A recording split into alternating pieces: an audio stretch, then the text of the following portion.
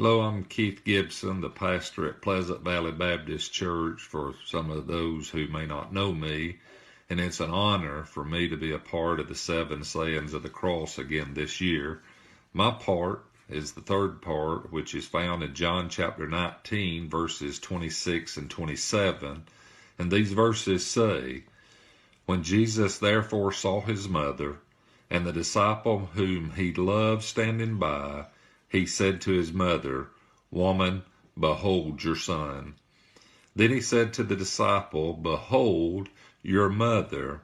And from that hour, that disciple took her to his own home." I want you to picture in your mind as the mother of Jesus makes her way through the crowd to stand near the cross. She watches as the soldiers crucify her son.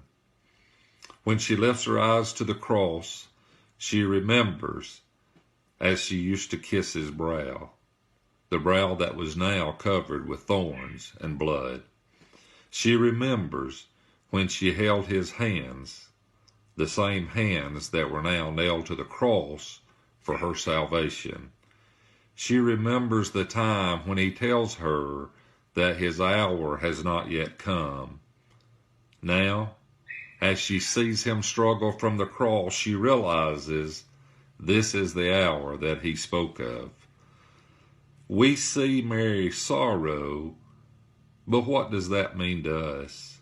How does this apply to our lives? The first thing I see is that Jesus' words to Mary are words of comfort. These words were not only meant for Mary, but they were meant for everyone who believes in Jesus Christ as their personal Savior.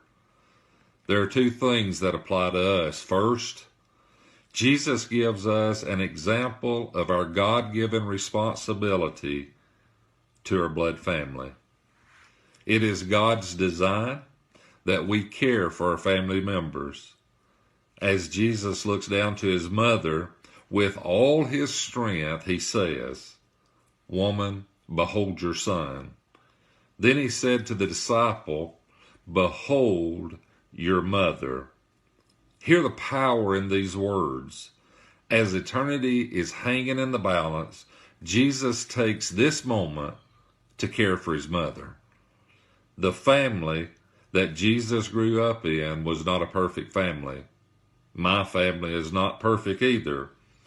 And knowing the sorrow and the suffering that his mother is experiencing, he says to John, the beloved disciple, "Behold your mother." From that moment, John took Mary, the mother of Jesus, and cared for her as if she was his own mother. Now, John and Mary were not blood related. John was not the son of Mary, and yet Jesus gives John the honor to care for Mary. Now, Jesus is making sure that his mother is taken care of, and it is important for Jesus to take care of his mother, so how much more important it is for us to care for our family. Second, Jesus is demonstrating the importance that when we become members of his kingdom, we also become members of his eternal family. And our membership into his eternal family is far greater than that of an earthly family. The moment you believe in Jesus Christ as your Savior, you become a member of his eternal family. Mary and John had one thing in common. They both believed in Jesus, and because of that, they were more than just friends. They were members of the same eternal family. How big is our eternal family? Our eternal family will consist of people of every race, of every nation, and of every language on the earth. It is God's desire that everyone be a part of his eternal family. In closing, when Jesus said to John, "Behold your mother," what he was saying was for John to care for his mother until he returned. So until Jesus returns, Let us love one another and care for one another, just as Jesus called for John to care for Mary. That is the will of God for all of us, to care for each other until Jesus returns. God is still on the throne. God is still in control. Happy Easter, and may God bless each of you.